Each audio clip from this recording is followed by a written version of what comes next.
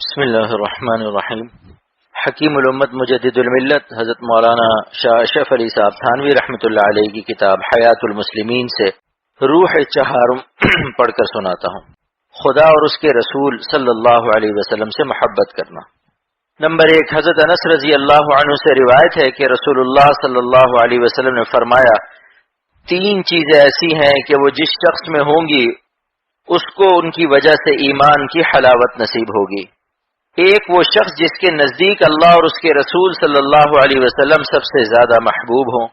یعنی جتنی محبت اس کو اللہ اور رسول سے ہو اتنی کسی سے نہ ہو۔ اور ایک وہ شخص جس کو کسی بندے سے محبت ہو محض اللہ ہی کے لیے محبت ہو،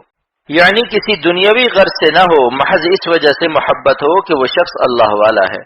اور ایک وہ شخص جس کو اللہ تعالیٰ نے کفر سے بچا لیا ہو، خواہ پہلے ہی بچائے رکھا ہو، خواہ کفر سے توبہ کر لی اور بچ گیا، اور اس بچا لینے کے بعد وہ کفر کی طرف آنے کو اس قدر ناپسند کرتا ہے جیسے آگ میں ڈالے جانے کو ناپسند کرتا ہے۔ روایت کیا ہے اس کو بخاری و مسلم نے۔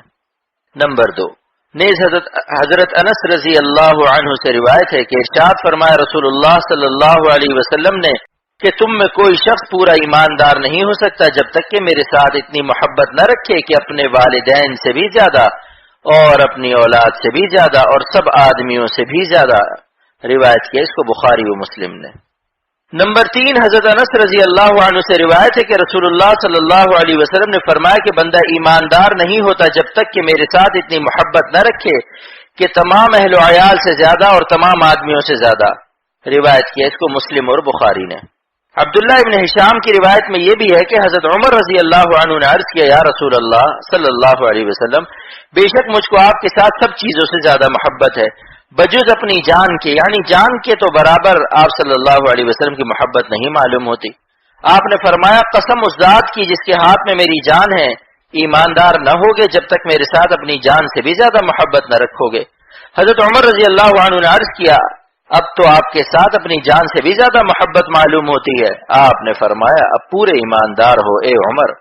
یعنی حضرت عمر رضی اللہ عنہ نے اول غور نہیں کیا، یہ خیال کیا کہ اپنی تکلیف سے جتنا اثر ہوتا ہے دوسرے کی تکلیف سے اتنا اثر نہیں ہوتا،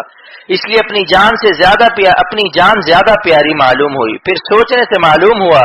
کہ اگر جان دینے کا موقع آ جائے تو یقینی بات ہے کہ حضور صلی اللہ علیہ وسلم کی جان بچانے کے لیے ہر مسلمان اپنی جان دینے کو تیار ہو جائے گا۔ اسی طرح آپ کے دین پر بھی جان دینے سے کبھی منہ نہ موڑے، تو اس طرح سے آپ جان سے بھی زیادہ پیارے ہوئے۔ نمبر 4، حضرت ابن عباس رضی اللہ عنہ سے روایت ہے کہ رسول اللہ صلی اللہ علیہ وسلم نے فرمایا، اللہ تعالیٰ سے محبت رکھو اس وجہ سے کہ وہ تم کو غذا میں اپنی نعمتیں دیتا ہے، اور مجھ سے یعنی رسول اللہ صلی اللہ علیہ وسلم سے محبت رکھو اس وجہ سے کہ اللہ تعالیٰ کو مجھ سے محبت ہے۔ یعنی اس کا یہ مطلب نہیں کہ صرف غذا دینے ہی سے اللہ تعالیٰ کے ساتھ محبت رکھو، بلکہ مطلب یہ ہے کہ اللہ تعالیٰ کے کمالات و احسانات جو بے شمار ہیں، اگر کسی کی سمجھ میں نہ آئے تو یہ احسان تو بہت ظاہر ہے جس سے کسی کو انکار نہیں ہو سکتا۔ نمبر 5، حضرت انس رضی اللہ عنہ سے روایت ہے کہ پیغمبر صلی اللہ علیہ وسلم کی خدمت میں ایک دیہاتی حاضر ہوا اور عرض کیا، یا رسول اللہ قیامت کب ہوگی؟ آپ صلی اللہ علیہ وسلم نے فرمایا، تو نے اس کے لیے کیا سامان کر رکھا ہے جو اس کے آنے کا شوق ہے؟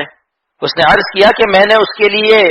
کچھ بہت نماز روزہ کا سامان تو کیا نہیں، مگر اتنی بات ہے کہ میں اللہ اور رسول صلی اللہ علیہ وسلم سے محبت رکھتا ہوں۔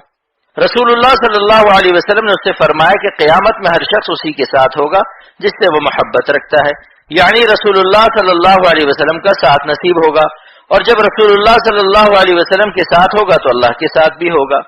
حضرت انس رضی اللہ عنہ فرماتے ہیں، میں نے مسلمانوں کو اسلام لانے کی خوشی کے بعد کسی بات پر اتنا خوش ہوتا نہیں دیکھا جتنا اس پر خوش ہوئے۔ یعنی اس حدیث میں کتنی بڑی بشارت ہے، اگر زیادہ عبادت کبھی ذخیرہ نہ ہو تو اللہ و رسول کی محبت سے اتنی بڑی دولت مل جائے گی۔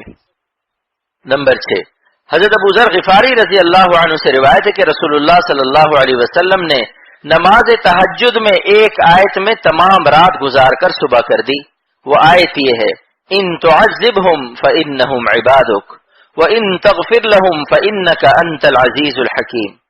آیت مذکورہ کا ترجمہ یہ ہے کہ اے پروردگار، اگر آپ ان کو عذاب دیں تو آپ کے بندے ہیں، آپ کو ان پر ہر طرح کا اختیار ہے، اور اگر آپ ان کی مغفرت فرمائیں تو آپ کے نزدیک کچھ مشکل کام نہیں، کیونکہ آپ زبردست ہیں، بڑے سے بڑا کام کر سکتے ہیں اور حکمت والے ہیں، گنہگاروں کو بخش دینا بھی حکمت سے ہوگا۔ یعنی شیخ دہلوی نے مشکات کے حاشیے میں کہا ہے کہ اس آیت کا مضمون حضرت عیسیٰ علیہ السلام کا قول ہے اپنی قوم کے معاملے میں، اور غالباً رسول اللہ صلی اللہ علیہ وسلم نے اس سے اپنی امت کی حالت حضور حق میں پیش کر کے ان کے لیے مغفرت کی دعا و درخواست کی۔ فقط شیخ نے یہ لفظ غالباً احتیاط کے لیے فرمایا، ورنہ دوسرا احتمال ہو ہی نہیں سکتا۔ تو دیکھیے رسول اللہ صلی اللہ علیہ وسلم کو اپنی امت کے ساتھ کتنی بڑی شفقت ہے کہ تمام رات کا آرام اپنی امت پر قربان کر دیا اور ان کے لیے دعا مانگتے رہے اور سفارش فرماتے رہے۔ کون ایسا بے حس ہوگا اتنی بڑی شفقت سن کر پھر بھی آپ صلی اللہ علیہ وسلم پر عاشق نہ ہو جائے۔ نمبر 7، حضرت ابو ہریرہ رضی اللہ عنہ سے روایت ہے کہ رسول اللہ صلی اللہ علیہ وسلم نے فرمایا، میری اور تمہاری حالت اس شخص کی سی ہے کہ جیسے کسی نے آگ روشن کی اور اس پر پروانے آ کر گرنے لگے، وہ ان کو ہٹاتا ہے مگر وہ اس کی نہیں مانتے اور آگ میں جھلستے جاتے ہیں، اسی طرح میں تمہاری کمر پکڑ پکڑ کر آگ سے ہٹاتا ہوں اور دوزخ میں لے جانے والی چیزوں سے روکتا ہوں، تم اسی میں گھسے جاتے ہو۔ دیکھیے اس حدیث میں رسول اللہ صلی اللہ علیہ وسلم کو دوزخ سے اپنی امت کو بچانے کا کتنا اہتمام معلوم ہوتا ہے۔ یہ محبت نہیں تو کیا ہے؟ اگر ہم کو ایسی محبت والے سے محبت نہ ہو تو افسوس ہے۔ نمبر 8، حضرت عباس بن مروان سے روایت ہے کہ رسول اللہ صلی اللہ علیہ وسلم نے اپنی امت کے لیے عرفہ کی شام کو مغفرت کی دعا فرمائی۔ آپ صلی اللہ علیہ وسلم کو جواب دیا گیا، میں نے ان کی مغفرت کر دی بجز حقوق العباد کے، اس میں ظالم سے مظلوم کا بدلہ ضرور لوں گا اور بدون عذاب مغفرت نہ ہوگی۔ آپ نے عرض کیا ہے پروردگار، اگر آپ چاہیں تو مظلوم کو اس کے حق کا عوض جنت سے دے کر ظالم کی مغفرت فرما سکتے ہیں، مگر اس شام کو یہ دعا قبول نہیں ہوئی۔ پھر جب مزدلفہ میں آپ صلی اللہ علیہ وسلم کو صبح ہوئی تو آپ صلی اللہ علیہ وسلم نے پھر وہی دعا کی اور آپ صلی اللہ علیہ وسلم کی درخواست قبول ہو گئی۔ پس آپ ہنسے اور حضرت ابوبکر اور حضرت عمر رضی اللہ